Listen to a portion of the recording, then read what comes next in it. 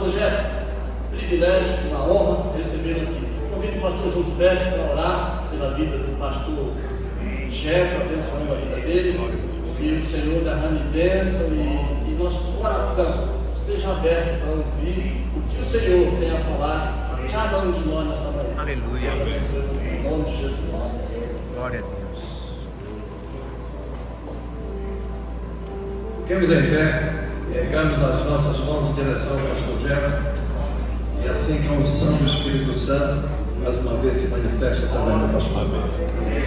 Querido Deus, muito obrigado por esse momento onde a tua igreja celebra 100 anos de existência, onde cada um de nós, Senhor, tem esse compromisso de servir o teu reino, entregando a nossa vida como Paulo, não tendo a nossa vida como preciosa, contanto que a gente cumpra a missão e a carreira que a nós está proposta. Que agora o teu servo, Senhor, na unção do teu Espírito Santo, transmita, Senhor, a tua palavra aos nossos corações, e que saiamos daqui, Senhor, cheios da tua graça, prontos e preparados, Senhor, para cumprir a missão que o Senhor tem para nós. Porque, Senhor, os tempos são difíceis, mas a manifestação do teu Espírito é maior do que qualquer dificuldade.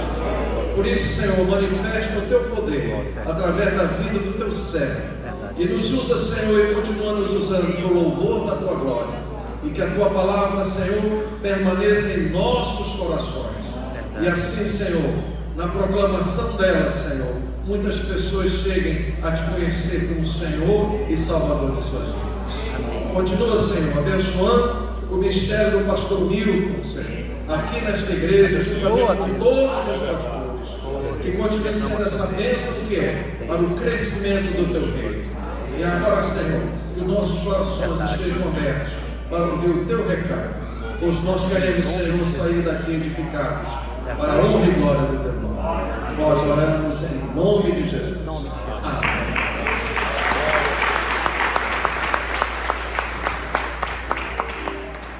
Pode se sentar. Graça e paz, irmãos. Bom dia. Bom dia. Tudo bem com vocês?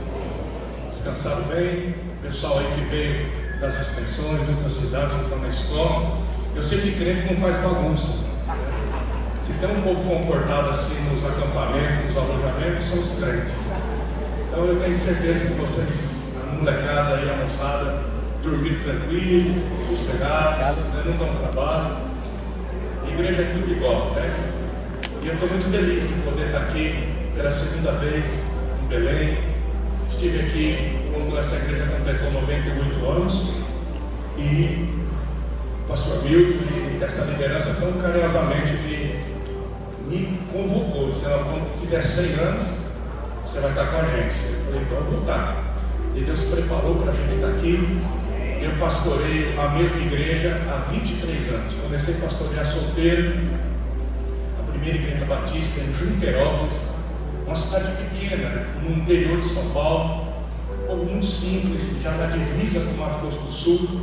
Eu sou sul-mato-grossense de coração, fui criado no Mato Grosso do Sul e a minha cultura é mato-grossense, pantaneira. Tomo tereré todo dia. Vocês tomam açaí, eu tomo tereré todo dia, preparo meu tereré. Então eu viajo na minha caminhonete com meu tereré do lado. Eu moro num sítio e então sou caipira de pai e mãe. E Deus tem me dado o privilégio de poder viajar muito, em muitas nações e pregar em muitos lugares. Hoje, no sítio onde eu moro, 500 metros da cidade, nós reunimos a cada 2 meses. Agora, dia 27, 28 e 29 de novembro, é o último encontro de pastores. Nós temos 508 pastores inscritos de todo o Brasil. Vem pastores de todas as denominações, de todos os lugares. Nós passamos 3 dias orando e jejuando. Começamos de manhã e vamos até a noite, compartilhando, orando, profetizando. E nós começamos isso há 4 anos atrás. E não tem, é tudo gratuito, a nossa igreja oferta isso, não tem nenhum custo. E Deus tem nos prosperado e gerado amigos de muitas denominações, até pastores de outros países vêm para estar com a gente, disputando nesses 3 dias. O pessoal de Belém está devendo isso para mim. Mas se Deus quiser, logo a gente vai estar juntos. Muito Muito bem, irmãos. Eu estou muito feliz de poder, pela segunda vez, nesse aniversário, ministrar a palavra de Deus. E feliz também de ter muitos pastores aqui, amigos. A gente, quando está diante do pastor, assim, a gente pensa bastante no que vai falar, porque o pastor é um bicho assim que vai anotando tudo, depois a gente vai fazendo uns ajustes, né? Mas se eu errar alguma coisa, depois o pastor Milton conserta, né? Ele é maravilhoso. Muito bem, irmãos. Vocês sabem que só existe uma maneira de mudar a realidade, é através da verdade. A igreja foi chamada para ser profética. A Bíblia diz que sem profecia o povo se corrompe, o povo se deteriora. Não havendo profecia, não havendo conhecimento, o povo é destruído. Então é através da profecia que se muda realidades. Porque a realidade é algo que está diante de você, mas existe uma verdade que é soberana. E quando você profetiza a verdade te liberta da realidade. Pastor, só pode ser mais simples. Você tem uma realidade, o médico te dá um diagnóstico, você tem uma doença, você vai ter que tomar remédio o resto da vida, você tem um câncer, você tem uma depressão profunda, é uma realidade real. Pastor, o meu filho está na droga, é real isso, está acontecendo, bem gigante, é real. Só que existe uma verdade, e a verdade é que o Senhor é o meu pastor, e nada me faltará. A verdade é que na cruz do Calvário, Jesus já levou todas as enfermidades, todas as doenças. Então, quando você profetiza a verdade, Deus muda a realidade. O vale está cheio de ossos, é uma realidade. Mas um profeta, escuta bem, um profeta muda a realidade de uma nação, de uma cidade, família. É por isso, irmãos, que a única esperança dessa nação, do mundo, não é a política, não é as universidades. A esperança é uma igreja que consegue, contra todo o status quo, contra uma realidade. Porque assim, no vale só tem duas opções: ou você já virou osso seco, ou você ainda consegue profetizar. Aleluia. Existem pessoas que, por causa da realidade, elas se tornaram tão secas que elas não conseguem mais crer para profetizar que Deus pode mudar aquela realidade. É por isso que Jesus diz: conhecereis a verdade e a verdade vos libertará. O que é conhecer, irmãos? Conhecer não é saber. Porque eu terminei agora uma pós-graduação pela PUC. A minha área é filosofia, sociologia, história. E 90% dos meus professores são ateus. Só que eles sabem a Bíblia mais do que muitos pastores. Saber a Bíblia, saber a verdade não muda a vida de ninguém. Tem gente que sabe a verdade de trás para frente, mas nunca houve uma mudança. Você não conhece aqui, você conhece aqui. Conhecer a verdade é engravidar da verdade. Aleluia. A Bíblia diz: Adão conheceu Eva e gerou Caim, tornou Adão a conhecer Eva e gerou Abel. E o verbo que Jesus usa, conhecereis a verdade, é engravidar da verdade. É quando a verdade não entra aqui, ela entra aqui e ela gera uma semente, você engravida dela, e através da verdade uma realidade é transformada. Quantos recebem essa palavra? Aleluia! Então hoje o que nós vamos trabalhar, o que nós vamos ministrar hoje, eu queria que não apenas você achasse bonito, que não apenas você soubesse, mas que você recebesse essa palavra no teu espírito, que você engravidasse dela, porque só pode dar fruto uma igreja que engravida, uma igreja que conhece a verdade no seu espírito. Leiamos então, eu vou ler todo o texto, como sempre eu faço, irmãos. Eu vou pintar na tela, o Roto está pintando ali, eu vou pintar com as palavras. E vou te colocar no texto para a gente ler, tá bom? Nós vamos ler Josué capítulo 3. E aqui em Josué capítulo 3, O povo de Israel já tinha peregrinado 40 anos no deserto.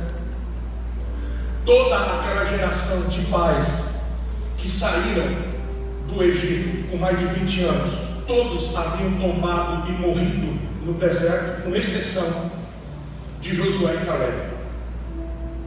Moisés já tinha subido o Monte Nebo, avistado a terra de Canaã e já estava morto. E agora Josué, ele tem o desafio de liderar entre 2 ou 3 milhões de pessoas e avançar para conquistar a terra prometida. Depois de 30 dias de luto de Moisés, o próprio Deus diz: Josué, sai dessa tenda. Josué, levanta. Josué, passa o Jordão, tu e esse povo, e conquista a terra que eu prometi por juramento a Abraão, Isaac e Israel. Mas o Josué está começando o pastoreio, está começando o ministério, a liderança dele. E liderar uma multidão dessa, de milhões de pessoas, é muito difícil. Então, agora, eles têm um desafio. E é interessante que, quando Moisés ele começa a conduzir o povo numa caminhada, Deus abre o mar vermelho. Agora, quando Josué vai começar a caminhada da conquista, Deus vai abrir as águas do Jordão, porque Deus está confirmando a liderança. Deus está mostrando para aquele povo que, como esteve com Moisés, agora vai estar com Josué.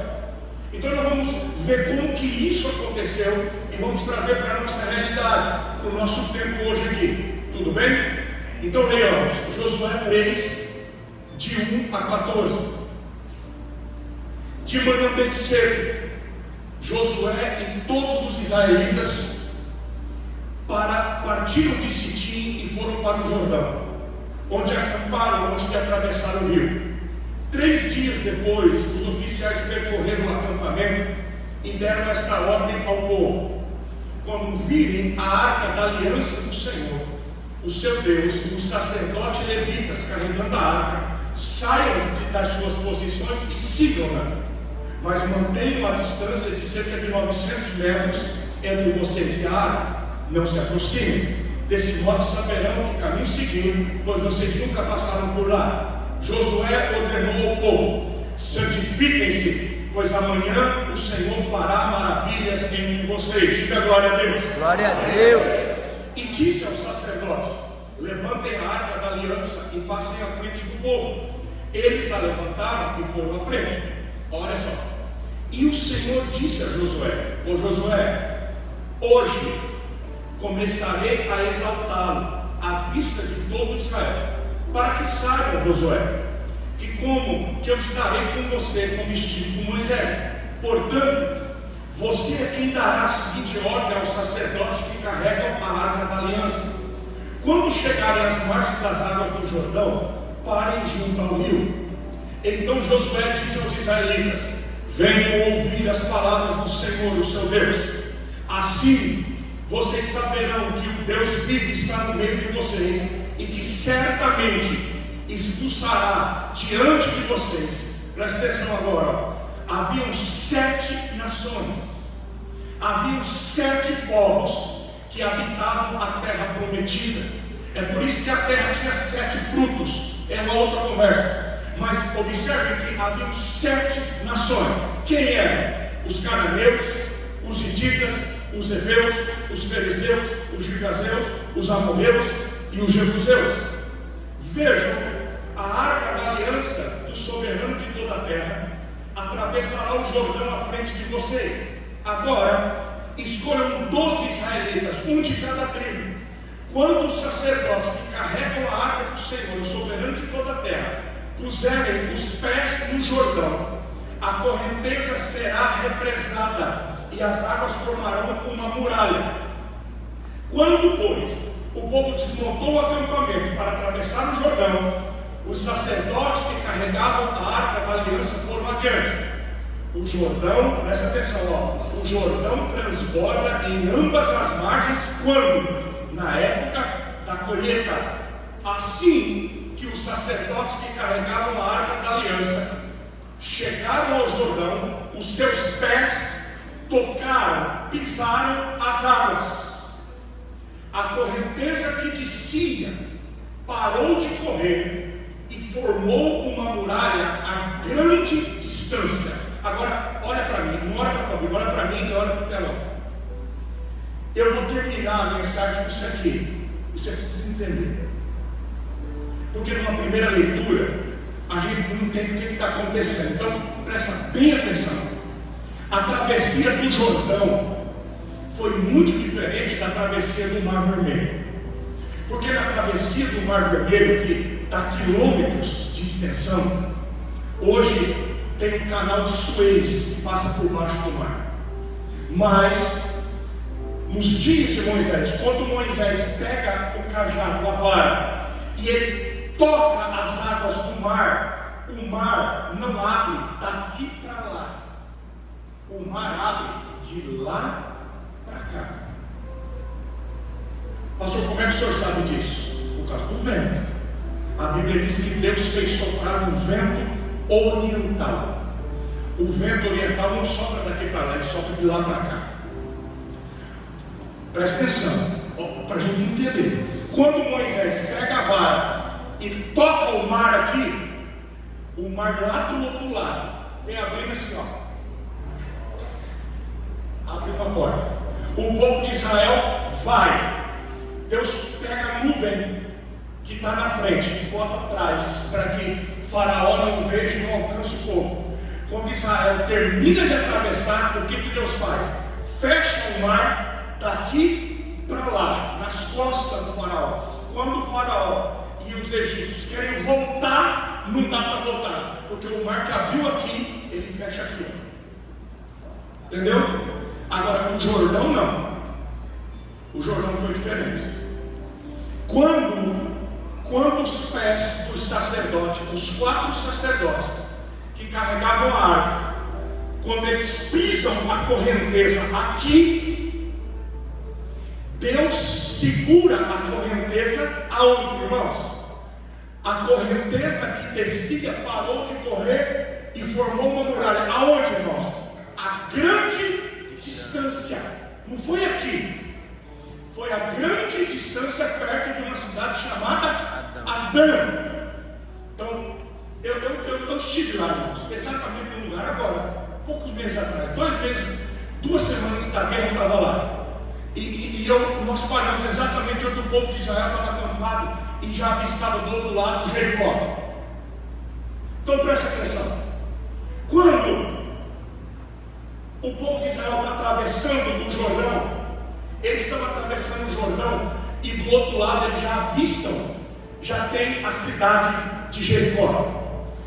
Quando eles pisam a água aqui, lá na cidade de Adã, então veja bem, Jericó está aqui, cidade de Adã está lá. Quantos quilômetros, Silvio? Essa grande distância até na cidade de Adã, onde Deus segurou a água, quantos quilômetros? 32 quilômetros. Entendeu, pastor? Deus segurou, represou. Olha só, a correnteza que descia parou de correr e formou uma muralha a grande distância, perto de uma cidade chamada Adã. Então, o povo pisa aqui, 32 quilômetros acima. Deus coloca a mão e segura a água. Mas ainda tem 32 quilômetros de rio até que toda a água escoe, para que o povo possa passar em terra seca. Estão observando a diferença do Mar Vermelho? Tá. Então, no final, só para você entender isso, no final nós vamos conversar sobre isso. Então vamos lá. A correnteza que descia parou de correr e formou uma muralha a grande distância, perto de uma cidade chamada Adã, nas proximidades de Zaretã. E as águas que desciam para o mar da Arabá, o mar salgado, escoaram totalmente. E assim o povo atravessou o rio em frente de Jericó. Eu disse para vocês, os sacerdotes que carregavam a arca da aliança do Senhor ficaram parados em terra seca, no meio do Jordão, enquanto todo Israel passava, até que toda a nação atravessou, pisando em terra seca. Diga amém. Amém. Então vamos trabalhar, porque o que Deus quer ministrar no nosso coração é muito simples. É interessante, irmãos, que a gente vai conversando com os pastores, com os irmãos, e o que a gente percebe, o que a gente fala é assim: por que para nós é tão difícil? Por que para o cara construir um shopping, construir uma boate, construir um bar, o cara promover um baile, é tudo tão simples, mas a gente vai fazer um centenário, é tudo tão complicado. Você vai fazer um encontro com Deus, um congresso, a gente vai fazer uma campanha na igreja, você vai construir um templo. Ô irmãos, nós estamos terminando de construir nosso templo em Junquerópolis. Há mais de 10 anos nós estamos nessa luta. Eu fico pensando, meu Deus, aí você vê o cara construindo um shopping, um mercado, o cara faz em 3 meses.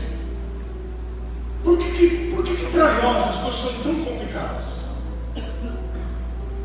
Porque, veja bem, a igreja, o povo de Deus, quando Deus quer aumentar a nossa influência, Ele permite que aumente a resistência.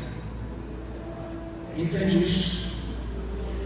Porque todas as vezes que aumenta a resistência, Deus está potencializando a nossa influência. É interessante que num primeiro momento a gente não vê isso, mas veja bem, o grande desafio não era passar o Jordão. O grande desafio era conquistar os 7 povos que estavam do outro lado. Mas para Deus potencializar a fé desse povo, a liderança de Josué, Deus coloca uma prova. Porque todas as vezes que Deus quer nos promover, primeiro Ele nos prova. Deus não nos prova, irmãos, porque Ele quer nos reprovar ou quer nos ver sofrer. Deus nos prova porque Ele quer nos mudar de nível, Ele quer nos levar para um outro padrão. Eu fui professor durante muitos anos, e quem é professor aqui sabe, a alegria de um professor é aplicar uma prova e ver os alunos indo bem. Você fala, parabéns, você aprendeu, você passou. Mas tem muito líder, muito crente, muita igreja que não passa. Irmãos, é horrível quando você volta numa igreja 1 ano, 2 anos, 10 anos e não muda, a igreja não cresce, não muda de nível, porque a igreja é um organismo vivo, e Deus nos chamou para andar de glória em glória, para avançar, para crescer. Mas tem crente que há 10 anos ele não passou o Jordão ainda, ele não muda de estação. Escuta bem, se você está passando pelas mesmas provas, é porque você não passou em nenhum. Você está reprovando. Tem gente que não sai da 5ª série, que não sai do primário, não muda de nível. Você encontra o cara e diz, de novo, pastor, o inimigo está furioso, até o diabo está cansado da mesma prova. Então, vejam bem, o Jordão, irmãos, era apenas uma prova. Deus queria mostrar para aquele povo que como ele podia segurar as correntezas do Jordão, ele ia dar vitória para aquele povo, para conquistar os inimigos do outro lado. Agora, o Jordão, irmãos, ele é um riozinho. Se aqui para vocês, aqui do norte, também para nós lá, o Jordão é um igarapé, irmãos. O Jordão tem, no lugar mais largo dele, tem 25 metros. 25 metros da largura dessa igreja aqui, no lugar mais largo. Ele é a principal fonte hídrica de Israel, que abastece o mar da Galileia, que é o lago de Genezaré, depois vai para o Mar Morto. Mas o Jordão é um rio comum, um rio de corredeira, um rio de caixa, de pedra no fundo. mas é um rio pequeno. Agora, acontece um fenômeno. Quando, pastor? Na época da colheita. Porque na época da colheita, irmãos, o Jordão transborda de ambos os lados. É na época da cheia. Quando acontece o derretimento das cordilheiras, quando os montes derretem e os afluentes, os pequenos afluentes crescem, o Jordão, nesse tempo aqui que o Jordão transborda em ambos os lados, o Jordão chega a ter 1 quilômetro de largura. Um rio de 25 metros chega a ter 1 quilômetro de corredeira, e de corredeira forte, que vai levando tudo. Aí você para e pensa, quase 3 milhões de pessoas, e justamente na época da colheita, quando o Jordão transborda em ambas as margens, é nessa hora que Deus diz: agora vocês vão passar o Jordão. Aí você olha e pensa assim, mas por que não passa quando está raso? Por que para nós tem que ser difícil assim? Por que Deus não fala para a gente atravessar na hora que tem 25 metros? Por que tem que ser quando tem 1 quilômetro? Porque, irmão, se tem uma coisa que Deus gosta de fazer, é de mostrar para a gente que Ele é Deus. Aleluia! O que sabe, nem um ser humano na terra imaginaria que alguém seria capaz de atravessar o Jordão na cheia. Ninguém. É por isso, irmãos, que quando o povo atravessa e lá do outro lado Jericó está vendo, vocês se lembram quando os 2 jovens, os espias, vão para Jericó e a Raabe, a prostituta, diz assim: ó, está todo mundo assim, ó, está todo mundo tremendo, porque todo mundo está falando da fama do Deus de vocês, o Deus que abriu o Mar Vermelho, o Deus que abriu o Jordão. Irmão, se tem uma coisa que Deus quer, é que o mundo veja a glória dele, o poder dele. Aleluia! Ei, meu Deus! Quando você constrói com dinheiro, a tua administração é exaltada. Quando você faz o possível, o homem é exaltado. Mas quando o impossível acontece, a cidade, a família, todo mundo tem que dizer: foi Deus. Aleluia! Só Deus faz isso. Glória a Deus. Porque Deus só sabe fazer uma coisa, irmãos: milagre. Aleluia. Você faz o possível, Ele faz. Milagre. Você faz o natural, Ele faz o sobrenatural. Deus quer fazer isso. Aleluia. Deus gosta disso. Então, esse começo do Jordão, muita gente chama o Jordão de fim, mas o Jordão é só o começo. Agora, tem algo muito legal aqui. Preste atenção. Guarde bem o que eu vou dizer. O que você carrega autoriza você a conquistar o que você pisa. Eu vou repetir. O que você carrega autoriza você a conquistar o que você pisa. O que os sacerdotes estavam carregando? A arca, a presença, a glória. Deus disse: Josué, diga para os sacerdotes pegarem a minha presença, a minha arca, a minha aliança. Quando você está debaixo da aliança, quando você está debaixo de obediência, onde você pisa, você tem autoridade. Eles carregavam a presença, a glória. Quando você carrega a glória, você não caminha. Quando você carrega a glória, você conquista. Aleluia! Por isso que Deus disse em Josué: onde você pisar a planta dos teus pés, eu vou entregar por herança. Ô meu irmão, quando você carrega a presença, a glória de Deus, onde você chega, onde você pisa, algo sobrenatural começa a acontecer. Sabe isso? Isso é tão tremendo, irmão.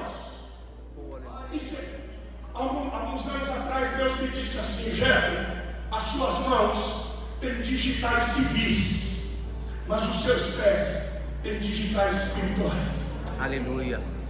Vou repetir. Creio, Deus. A sua mão tem digitais civis. Em qualquer aeroporto do mundo, em qualquer lugar onde você coloca a tua digital, a tua foto aparece na tela. Porque a tua mão, ela carrega a tua identidade como pessoa, personagem, como homem, como mulher, como sujeito, como indivíduo, como pessoa.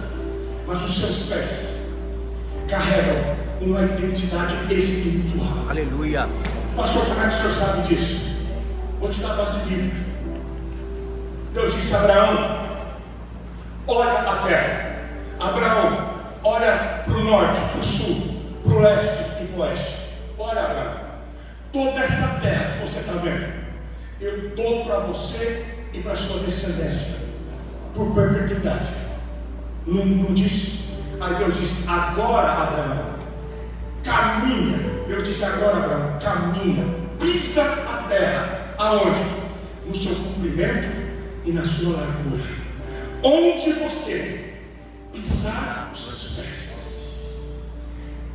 Irmãos, é como se Deus estivesse dizendo: eu estou dando para você, Silvio. E agora? Agora você vai no cartório comigo e você vai assinar. As promessas de Deus você não assina com a mão. A promessa de Deus você assina. Aleluia. Glória a Deus.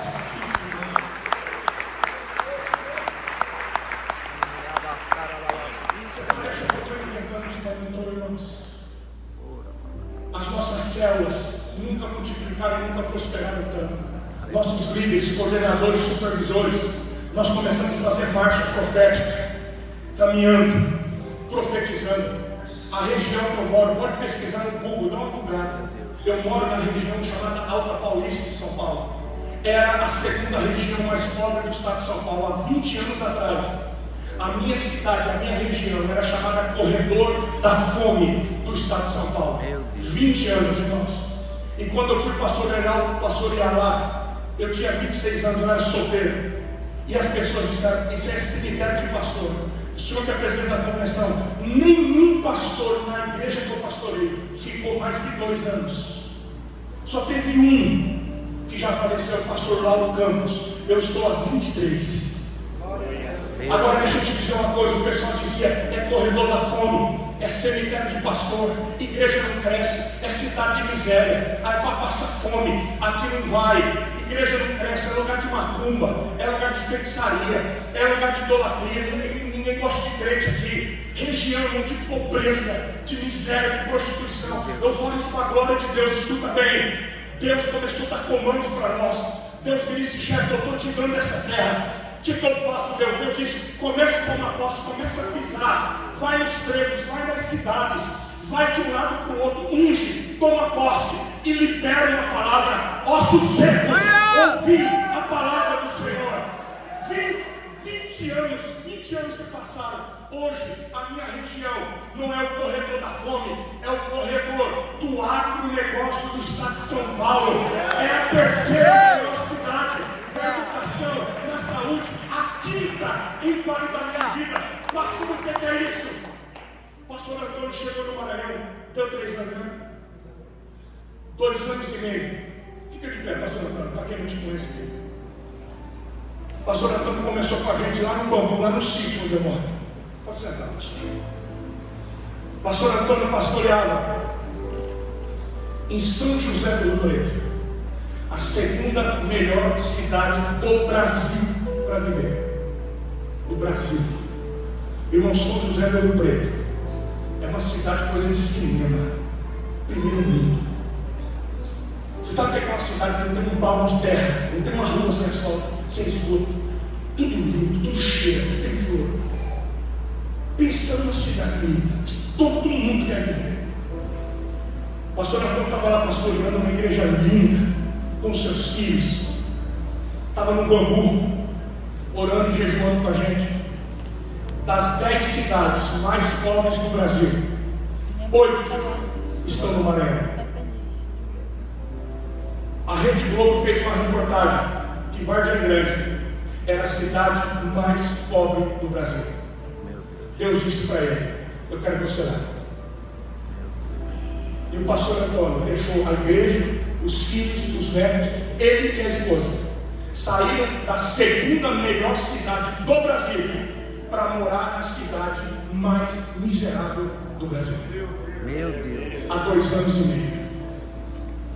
Eu vou lá, já fui 3 vezes. Nós fazemos impacto 3, todo mundo a gente vai lá. Você está convidado. Em julho você pode ir com a gente. O Neto foi lá com a gente ano passado. Eu quero ir lá. Eu quero ir lá. E vale a pena, Eu senhor. quero ir lá. A gente aluga um ginásio, faz um impacto à noite, e de dia a gente vai para as vilas, para as aldeias, Já tô pregar o bem. Evangelho. Vamos lá. Agora preste atenção, irmãos. Pensa numa cidade sem esgoto, sem água potável. Meu Deus. Vocês não podem tomar água da torneira, vocês não podem cozinhar com a água da torneira. Imagina uma cidade que o urubu, irmão, é que nem pomba. Eu nunca vi tanto urubu na minha vida. Meu Deus. A cidade fedida, irmãos. Miséria. Primeira vez que nós fomos, alugamos um som trio elétrico. Lá eles adoram Raimundo Nonato. Vargem Grande é a sede, o templo principal de adoração a Raimundo Nonato. Por isso que todo mundo lá, toda a família tem um filho chamado Raimundo. Como é que você chama? Raimundo. Você Raimundo também. E você Raimundo de novo. Né? Toda a família tem um Raimundo. Por causa do Raimundo Nonato. 2 anos e meio, irmão, 2 anos e meio. Hoje, quando você entra em Vargem Grande, só 2 anos e meio. Pastor, está 100%? Não está. Mas vou falar uma coisa para você. De quem foi a primeira vez que nem 2 anos e meio depois, quando você entra na cidade, pastores, presta atenção, em 2 anos e meio, pastor Antônio tem mais de 1000 pessoas na igreja. Glória a Deus.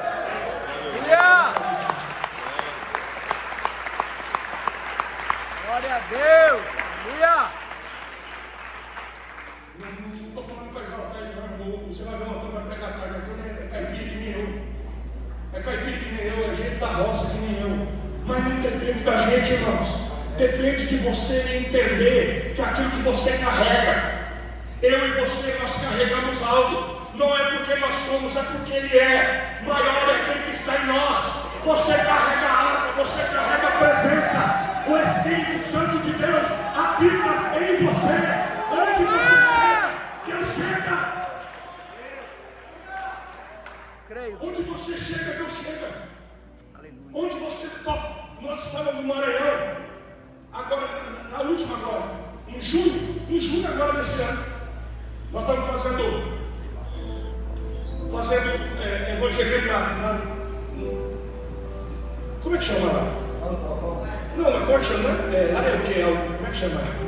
Eles chamam de interior, né? É como se fossem as vilas, eles chamam de interior, os povoados. Casinhas todas cobertas de palha, rebocadas de barro, 2 divisões, não tem móveis, dorme em rede, todo mundo junto, fogãozinho com 2 bocas, que eles cozinham com coquinho e babaçu. Gente muito pobre nisso. Tá, deixa eu assustar você. Você pensa que Belém é difícil, né? Você sabe quanto que ganha uma empregada doméstica lá? R$70 por mês. Tá me ouvindo? Vai lá, não estou aumentando isso. Eu perguntei para a caixa do supermercado, que chama de bodega. Falei, filha, quanto você ganha aqui? Ele falou, pastor, faz 6 anos que eu estou aqui, subiu agora. Quanto que é, filha? R$245. O caixa do mercado. É pobreza ou não é? Extrema. Pobreza. É uma coisa que é uma África dentro do Brasil. É uma realidade que só você vendo para você ter noção do que é. E nós estamos nesses vilarejos e a gente chega no vilarejo, vai na casa, entrega um folheto, a gente leva a cesta básica, leva roupa, leva presente para as crianças, a gente fala de Jesus, pede, você pode orar, você pode entrar, e a gente diz, olha, daqui a pouco a gente vai estar reunido naquela casa, debaixo de uma árvore, às 3 horas da tarde, 4 horas, vamos ter um culto lá, e você está convidado para estar com a gente vai fazer um evangelismo, e depois reúne tudo. Eu, Antônio e mais um pessoal estava eu indo numa casa ou outra, de repente eu ouvi um barulho. A dona do vilarejo era uma mãe de santo, chamada Mãe Domingas.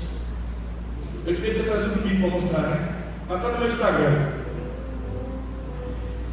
E eu perguntando para o pessoal assim, não, aqui a Mãe Domingas deixou eu morar nessa casa, não, a Mãe Domingas deixou eu construir barraco. Então todo o vilarejo ali era da Mãe Domingas.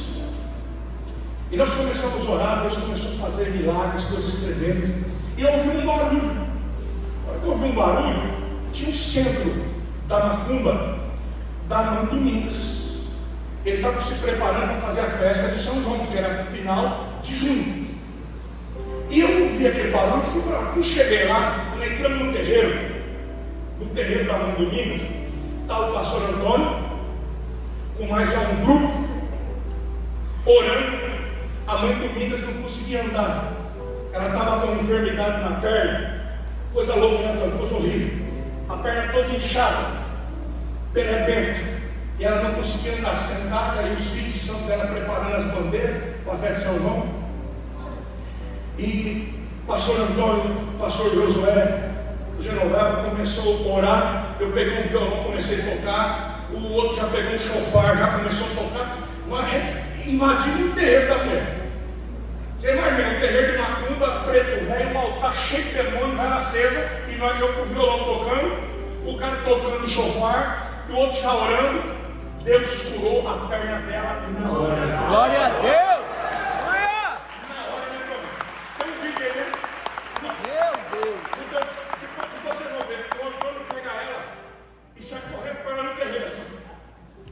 E aí, irmão, o povo parou. Aí o Antônio chegou para mim e falou assim: ora por ela precisa aceitar Jesus. E eu disse assim: meu Deus do céu, como é que você leva uma macumbeira a aceitar Jesus assim? Sabe, é difícil para a gente isso. Mas, irmãos, havia uma presença tão grande de Deus. E eu cheguei do lado dela assim e perguntei: como que é o seu nome? Ela disse: meu nome é Maria Domingas, mas todo mundo me chama de Mãe Domingas. Eu falei: eu posso orar pela senhora mais uma vez? Ela disse: pode, mas já estava de pé. Irmãos, quando eu coloquei a mão nela assim, eu estava do meu lado, Deus me deu uma visão. Deus abriu uma visão para mim. Eu vi um homem chegando com um revólver na mão e apontando o revólver para ela, dizendo: eu vou te matar. Eu disse: meu Deus, o que é isso? Deus me disse: diga para ela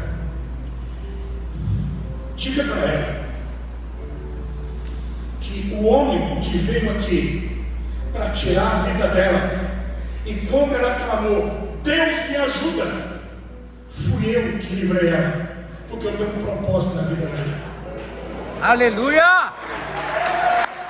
Glória a Deus!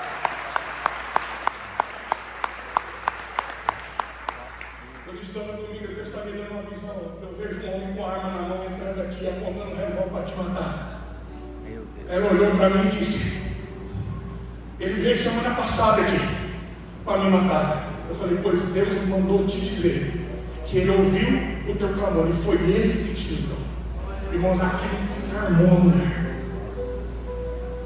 E ela entregou a vida a Jesus. E eu disse: agora a senhora não é mais a Mãe Domingas, a senhora é nossa irmã Maria. A irmã Maria estava no culto sábado no ginásio, entregou novamente a vida a Jesus. Chegou no pastor Antônio e disse: fala para o pastor Reto mandar tinta, porque vamos pintar o terreiro, vai ser a igreja da vila.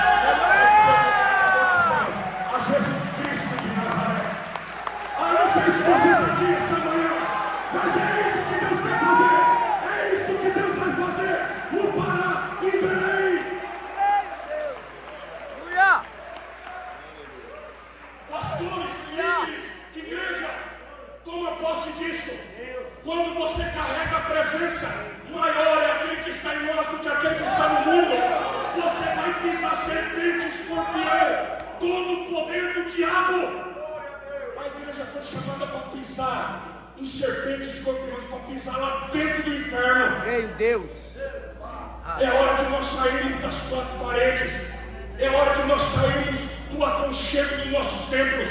Porque a igreja começa quando a gente sai daquela porta. É lá fora. É nas trevas que a luz brilha. O sal tem que dar sabor, irmãos. Agora, vejam bem. Aleluia, Deus. Eu tenho tanta coisa para falar. Aleluia, Deus. Vamos lá. Aleluia.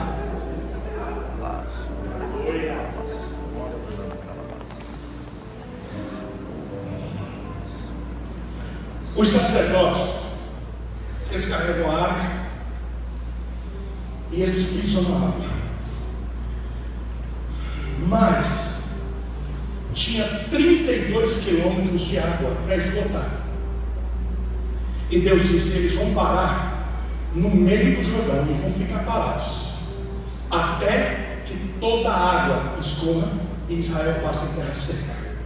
Então, você é inteligente o suficiente para conseguir ver comigo que quando eles pisam aqui, aparentemente não aconteceu nada. É como você desligar uma torneira e tem uma mangueira de 20 metros. Você desliga a torneira, mas enquanto a água não acaba de correr, a mangueira não esgota. Tudo bem? Então, os sacerdotes estão pisando aqui, não aconteceu nada. Estão pisando aqui, não aconteceu nada. Eles têm que enfrentar a lama. Vocês aqui do norte sabem muito bem o que é pisar um rio que transborda. Você pisa, pode ter um buraco, às vezes tem lama, às vezes tem pau. Você está carregando, não é? Você tem que ir até que eles caminham pelo menos 500 metros, 5 quarteirões, 500 metros, até que eles param. E o rio começa a baixar, baixar, baixar. Esgota. Os sacerdotes pisaram as águas, mas Israel passou em terra seca.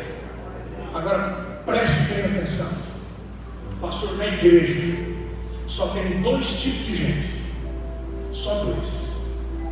Existem aqueles que estão dispostos a molhar os pés, e tem aqueles que só passam quando a terra está seca. Verdade. É verdade. E me dá um santo desespero. E eu queria perguntar para você: você é daquele tipo de crente que fica esperando o caminho estar livre? Ou você é daquele que vai para cima e abre caminho? Aleluia!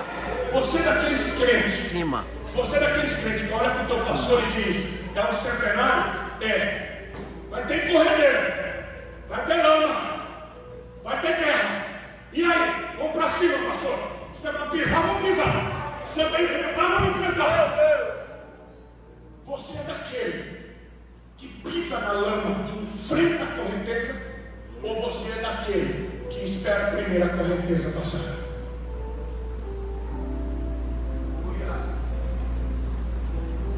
Sabe, irmãos,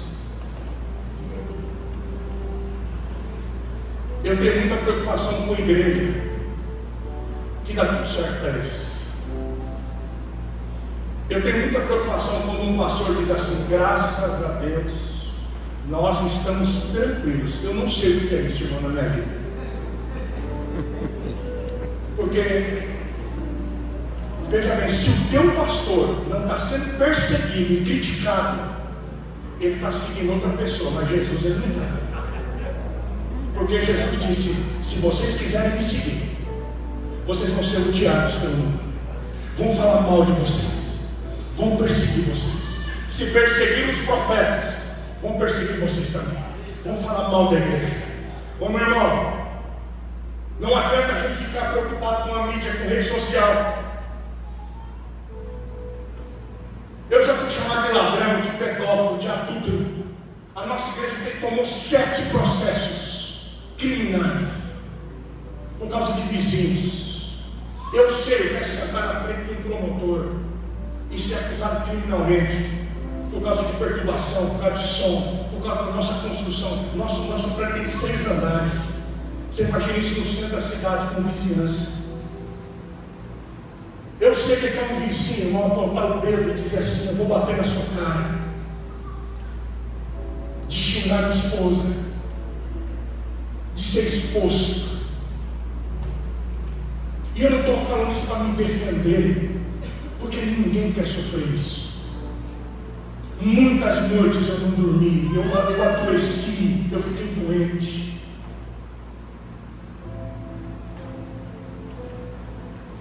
Ontem eu estava dizendo, alguns olham para a gente num templo para 2.500 pessoas sentadas, um ministério grande, as pessoas falam assim: pastor, qual é o mapa do sucesso?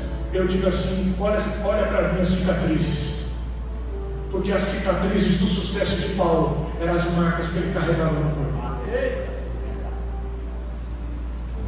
Porque ninguém, escuta bem, ninguém conquista uma terra sem pisar na lama, na correnteza, sem enfrentar os perigos, os riscos. Igreja, essa igreja está completando 100 anos, olha aqui para mim, a gente erra. É muito difícil, pastor, mas a gente mais erra do que acerta. Porque nós somos falhos.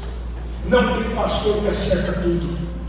Não tem igreja que acerta tudo. A gente erra como pai, a gente erra como mãe, a gente erra como pastor, a gente erra como marido. Por isso que a gente pede perdão todo dia. Oh, me perdoa, minha filha. Me perdoa, meu bem. Me perdoa, meu pai. Oh, me perdoa, meu pastor. Porque, irmãos, nós somos falhos. Nós temos Deus. Ele é perfeito. Mas o poder dele se aperfeiçoa na nossa fraqueza. Aleluia. O que a gente precisa? A gente precisa de filhos. A gente precisa de líderes que olha para a gente e diz: olha, pastor, eu estou com o senhor. E se a gente cair, a gente levanta. E se a gente errar, a gente tenta de novo. Aleluia! Glória a Deus! Aleluia! Oh, aleluia! Porque nós somos uma família, irmãos. A igreja é uma família. E todo pastor, todo líder precisa de alguém do lado dele para dizer assim: nós estamos juntos aqui. Ou você enfrenta a correnteza, ou você vai ser vencido por ela. Tem gente que nunca passou o Jordão, porque fica esperando alguém abrir caminho para depois passar.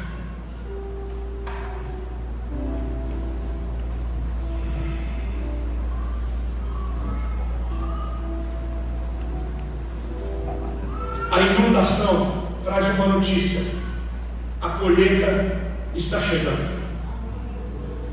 O texto diz: na época que o Jordão transbordava de ambas as margens, era a época da colheita. Então preste atenção: se você está vivendo um tempo de corredeira, de enchente, de luta, se prepara, porque a colheita já está chegando. Aleluia! Quem recebe essa palavra? Como posso, Deus? Aleluia! Glória a Deus! Aleluia! Eu disse que ia terminar com isso, vou terminar. Duas coisas só. Vocês se lembram que eu disse: olha como o mundo espiritual ele é sincronizado. Quando a carne de Jesus é rasgada na cruz, quando aquele soldado pega a lança e atravessa ele, quando ele é rasgado na cruz, o véu é rasgado no templo. O mundo espiritual é assim. Só que ninguém viu. Porque quando o mundo espiritual está entrando no sincronismo, o mundo natural não vê. Por isso que a gente não caminha pelo que vê, a gente caminha pela fé. Nós não caminhamos pelo que vemos, nós caminhamos pelo que nós cremos. Então vejam bem, quando os sacerdotes pisam o Jordão, não está acontecendo nada. Porque no primeiro momento a água parece, Deus disse: eu vou segurar, eu vou retirar a água. Mas eles estão andando aqui, e não aconteceu nada. Eles não estão vendo. Por quê? Porque o que está acontecendo lá a 32 quilômetros. Qual que é o desafio, irmãos?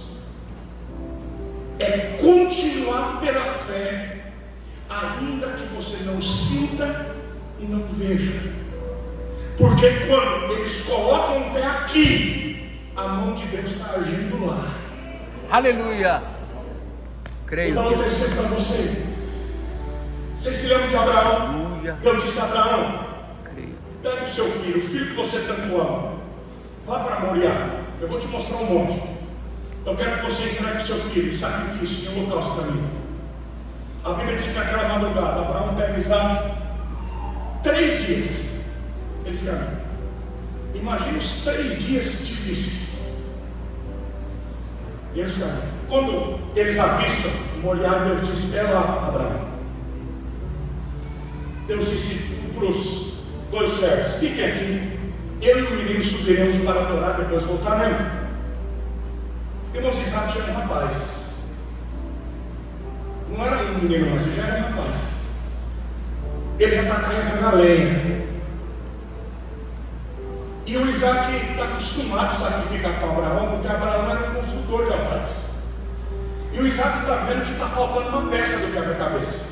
Papai, é o seguinte, ó, está faltando alguma coisa, porque nós temos a lenha, nós temos o fogo, nós temos o cutelo, mas onde está o cordeiro do sacrifício?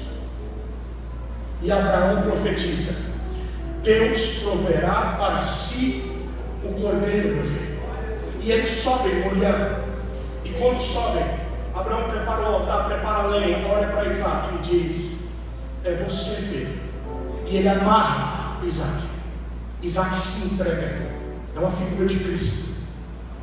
Ele se entrega e Abraão coloca o filho sobre a lenha, pega a faca, o cutelo, e quando vai sacrificar, do céu Deus brada: não, Abraão, não faça isso, não fira o menino, porque eu sei que agora você me tem, você me ama, porque você não me negou o seu filho. E Abraão olha, irmãos, e enroscado, na mesma hora, tá? Chega um cordeiro, um carneiro, e se enrosca num galho pelo chifre. E Abraão pega aquele cordeiro e sacrifica. A pergunta é: como que aquele cordeiro chegou lá? Porque não fica pensando você que Deus é o gênio da lâmpada. Tem gente que fica pensando assim: Deus diz Shazam, e o cordeiro aparece. Irmão, Deus não é assim, não é mágico. Deus não faz isso tudo. Pastor, como é que aconteceu?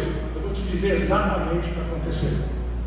Quando Deus disse a Abraão: sai, pega o teu filho, vai para Moriá.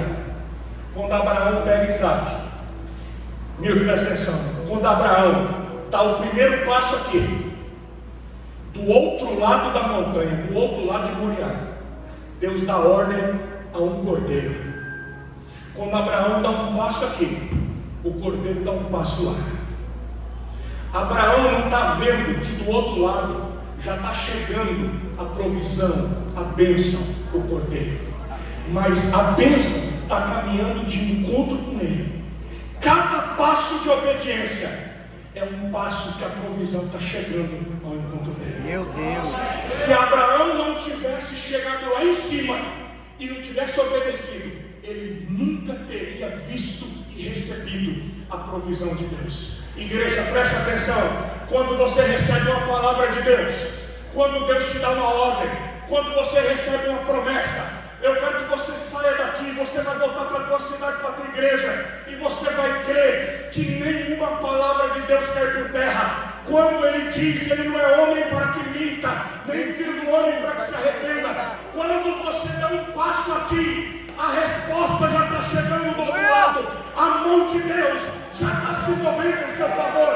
Tem alguém que recebe essa palavra aqui?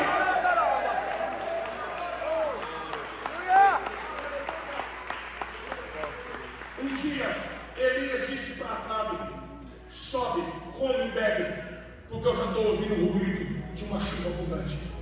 Porque o profeta ouve o que ninguém ouve. O homem ouve a terra, o profeta ouve o céu.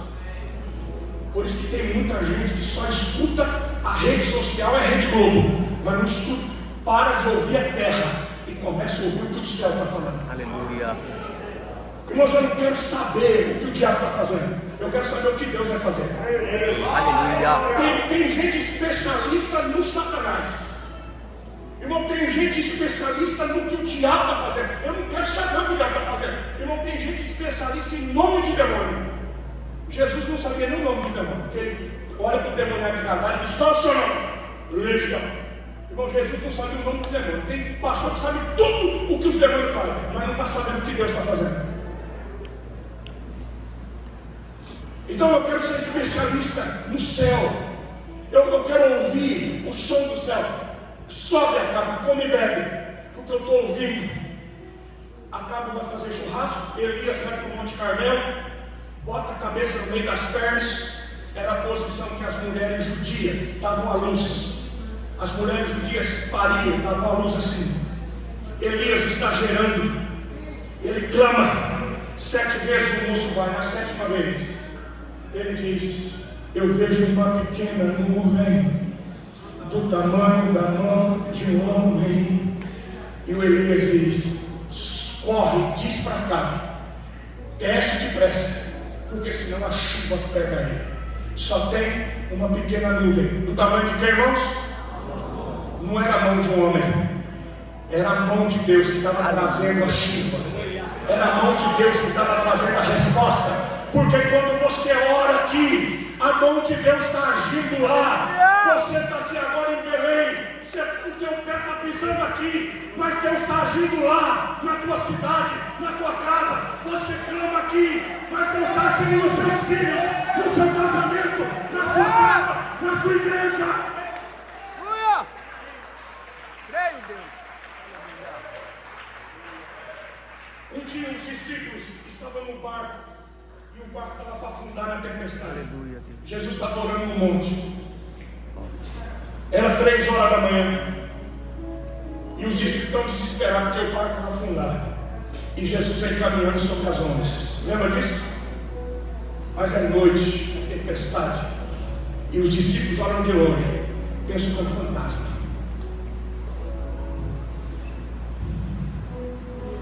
Quando os discípulos deram o primeiro grito lá naquele barco, Jesus deu o primeiro passo aqui, para ir ao encontro deles. Eles não conseguiam ver, não conseguiam entender, porque à noite, a tempestade, o medo, cega a nossa fé. Parece que Jesus não está ouvindo, parece que Jesus não vem. Jesus caminhou 5 quilômetros no mar da Galileia, e ele acalmou a tempestade. Ele disse: por que vocês estão duvidando? Por que a fé de vocês é tão pequena?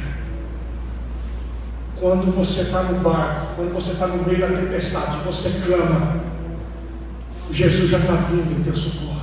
Você pode não ver, não sentir, à noite a tempestade pode ofuscar os seus olhos, mas você tem que sair daqui hoje crendo que o Deus que abre o Jordão é o Deus que entrega a terra que Ele prometeu para você.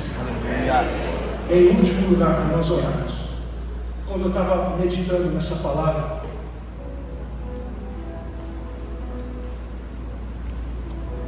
eu queria fazer uma analogia da passagem do Jordão e da cruz.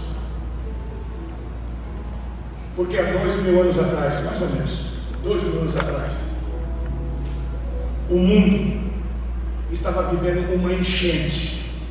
Não era o Jordão que transbordava, o mundo transbordava no pecado, na iniquidade, na maldição e na morte. A Bíblia diz que Deus, olhando do céu para a terra, não viu um justo sequer. Era uma enchente, irmãos. E quando Jesus vai para aquela cruz, e Ele abre os braços daquela cruz, Ele é o sumo sacerdote. Ele é a arca da aliança, porque Ele carregava, Ele era a palavra, o verbo. Ele carregava a presença, a glória de Deus. Então Jesus é a arca e Jesus é o sacerdote. Assim como os sacerdotes pararam no meio do Jordão e Deus segurou e abriu um caminho para o povo conquistar a terra prometida. Na cruz do Calvário, quando Jesus abre os braços da cruz, o que Deus faz, irmãos? Deus segura a correnteza da morte, do inferno, do pecado. Ele leva sobre si todo o mal, toda a iniquidade. E através da cruz, Ele abre um caminho para que eu e você possamos passar em terra seca. Aleluia. Ele é o caminho, a verdade. É Ele que nos leva para Canaã celestial, para Nova Jerusalém. É Ele que nos leva para a terra prometida. O que Jesus fez na cruz? Abriu um caminho para nós conquistarmos a terra que Deus prometeu para nós. Aleluia! Fique de pé, por favor.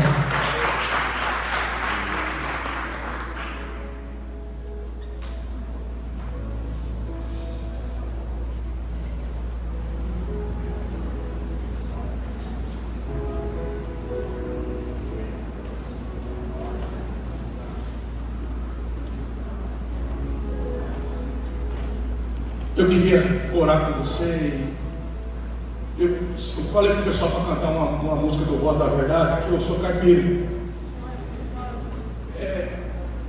Vamos cantar escudo mesmo, pode ser escudo. Eu queria cantar. Nunca houve noite que pudesse impedir o nascer do sol. Aí esperando. Dessa vez o pessoal toca, né? Vamos fazer escudo que é melhor. Acho que escudo todo mundo canta. Pode ser? Escudo vocês vão, né? Pode ser em dó, em ré. Não sei. Ó, tu tá ficando bonito esse quadro, hein? Vai dar briga, hein? Quem sabe, sabe, né, irmão? Meu Deus do céu, fazer isso aí em uma hora. Coisa linda. Eu tenho 3 telas que o Rock pintou. Uma de uma negra da África, que está no meu gabinete. Parece que a negra está olhando para a gente. Isso é um negócio fantástico. Eu tenho uma paixão gráfica. Eu ganhei esse quadro. Feche seus olhos. Senhor, completa essa palavra agora. O Rock está pintando uma águia, Deus. Essa igreja completa 100 anos. Mas a tua palavra diz: aqueles que confiam no Senhor, eles renovam as suas forças e eles voltam alto como a águia. Senhor, prepara essa igreja para entrar no novo nível. Hoje, meu Pai, o Jordão está passando aqui. E o Senhor está chamando os pastores dessa igreja. Passa o Jordão e conquista a terra que eu prometi. O que vocês viveram até agora é só o começo. Ainda tem uma terra, ainda tem lugar, ainda tem promessa de Deus para a sua vida. Ainda tem algo que Deus reservou. E Deus está te chamando para passar o Jordão, para romper o Jordão. Oh Espírito Santo, Espírito Santo, nós vamos cantar. Eu creio, irmãos, eu creio que pela fé o Jordão está passando aqui. Deus prometeu uma terra para você, para a tua família, para o teu ministério. E quando você pisar a água aqui, Deus já está agindo lá. A mão de Deus já está operando. Então, se você precisa e você crê, sai do teu lugar hoje, passa o Jordão, pisa a terra, vem voltar, vem profetizando, vem crendo, vem declarando, tem conquista essa manhã, tem vitória essa manhã. Oh!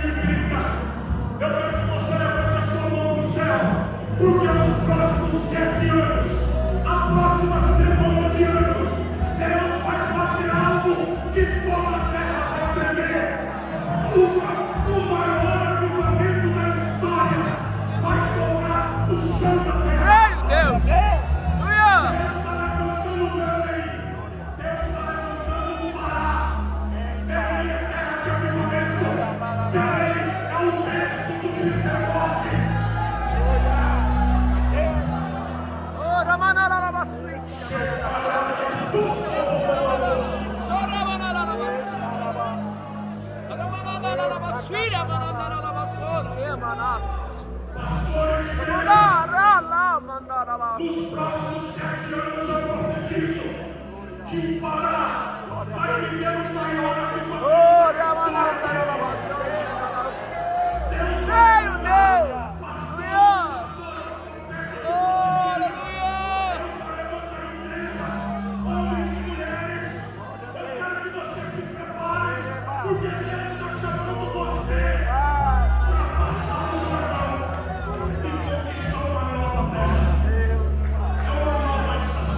Deus, aleluia. Pastor Milton, igreja reviver 100 anos.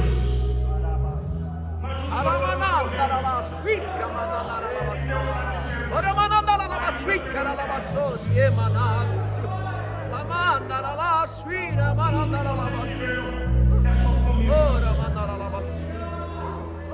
o Senhor, eu não tenho ouro nem prata, mas o que eu tenho eu quero compartilhar. Alaba, sweet, na manana, alaba,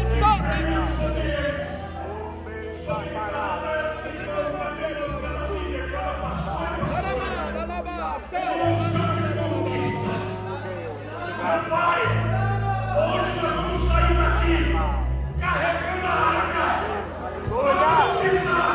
Vamos pisar a terra de Belém, a terra do Pará. Você vai pisar a terra da tua casa, a terra da tua cidade. E onde você pisar a planta do teu pé, você vai profetizar e vai tomar posse em nome de Jesus.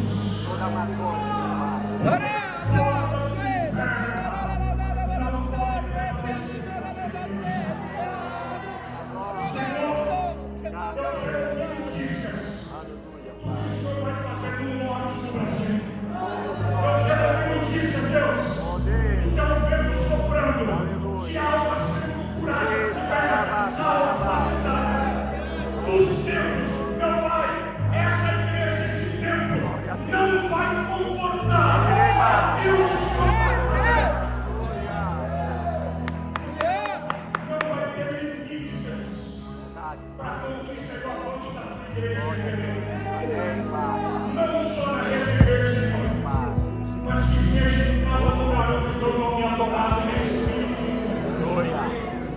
Levanta a mão e segura essa paixão. Glória, Pai. Glória a Homens Deus. e mulheres apaixonados. Os que estão ajoelhados fiquem em pé.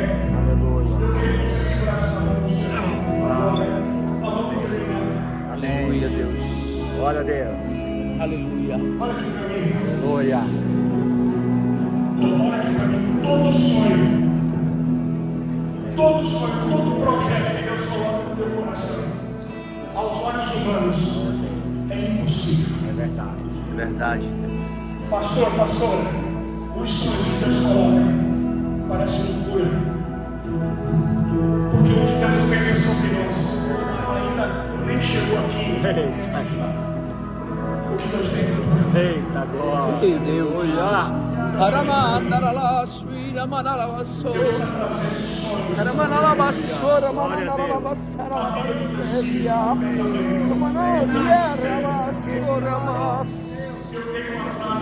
oh, Deus. Se as pessoas não estão risadas do teu sonho, é porque é muito pequeno. Amém, Deus.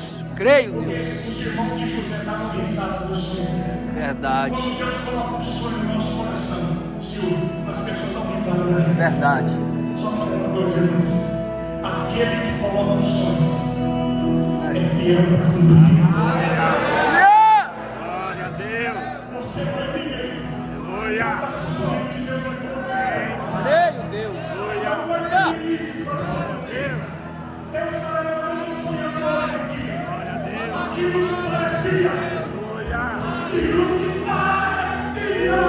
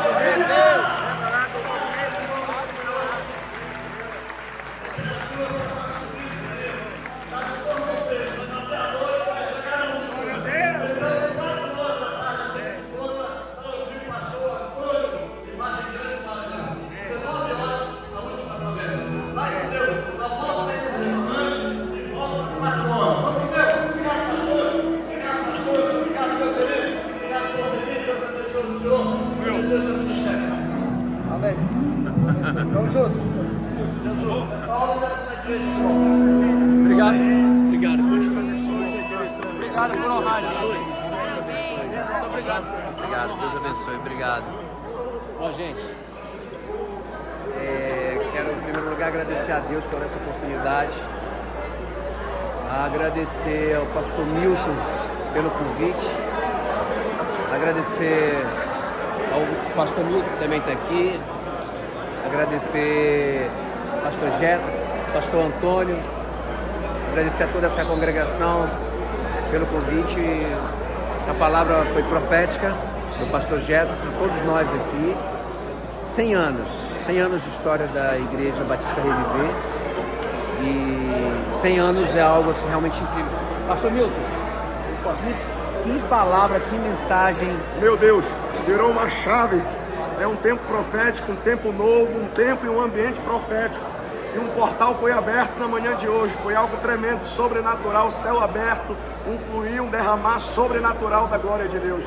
Deus abençoe, Silvinho. Amém, obrigado, querido. Deus abençoe. Obrigado.